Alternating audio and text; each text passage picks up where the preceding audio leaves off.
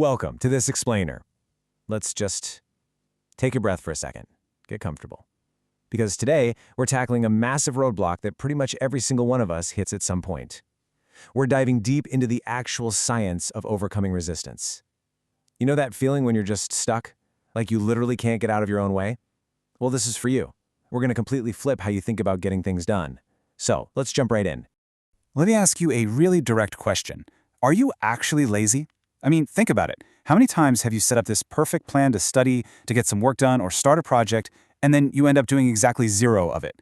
You're sitting there at your desk, you know what needs to be done, but you just don't feel like it. So you reach for your phone instead. And then right on cue comes the guilt. You beat yourself up and call yourself lazy. But hang on a second, let's actually look at what's happening here.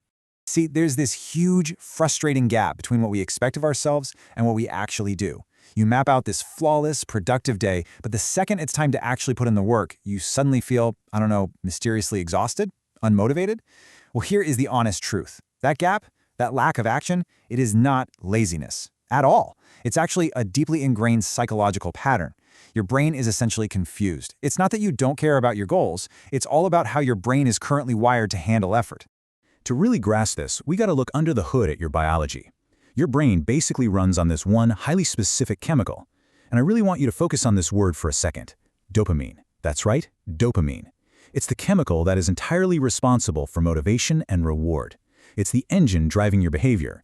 But, well, here's the catch. In our modern world, getting dopamine is way too easy. The entire system has essentially been hijacked. In this hijack, it happens through a completely broken feedback loop. Picture this. On one side, you've got instant rewards. We're talking scrolling reels, gaming, binge watching. These give you a massive hit of dopamine, huge pleasure for exactly zero effort. But on the flip side, you have delayed rewards, studying, building a business, putting in deep work. These give you very low immediate dopamine, but they demand high effort. So when it's time to do the hard stuff, your brain instantly compares it to those easy, zero-effort rewards. And naturally, it takes the path of least resistance. It chooses the easy option. That is the exact reason why simply starting your work feels like climbing Mount Everest.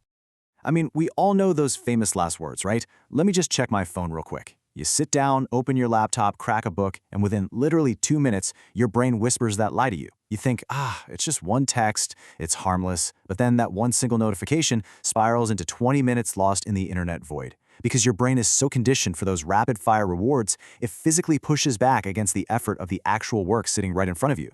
Which brings us to another massive pitfall, waiting for some magical spark from the universe to hit you.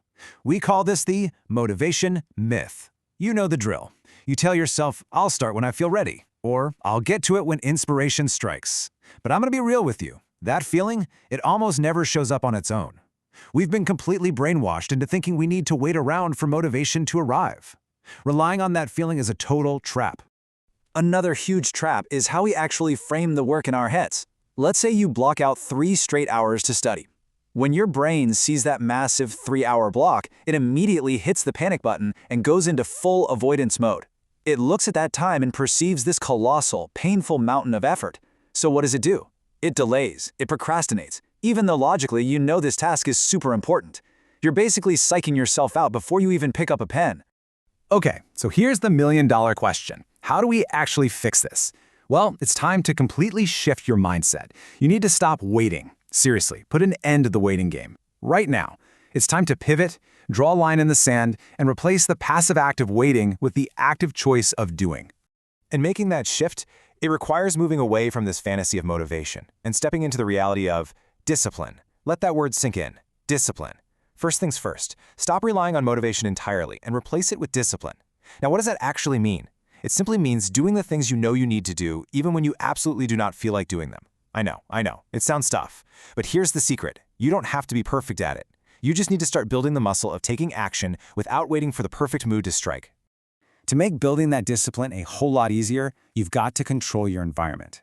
And yes, that means physically taking your phone, walking into another room, and leaving it there. I cannot stress this enough. It is an absolute game changer. You have to reduce that instant dopamine. Look, you don't have to become a monk and quit everything you enjoy, but you do have to control it. Do not start your morning by grabbing your phone. Limit the doom scrolling, especially before a big task. Because if your brain gets all that easy pleasure first, it will stubbornly refuse to do the hard work later. Put the phone in another room. Break that loop. All right, once you've cleared out the distractions, it's time to deploy a seriously powerful tool, the 5-minute rule. Here's how it works. Step 1. Commit to doing the task for just 5 minutes. Tell yourself, I'm only doing this for 5 minutes, then I can stop. Anyone, literally anyone, can endure something for 5 measly minutes, right?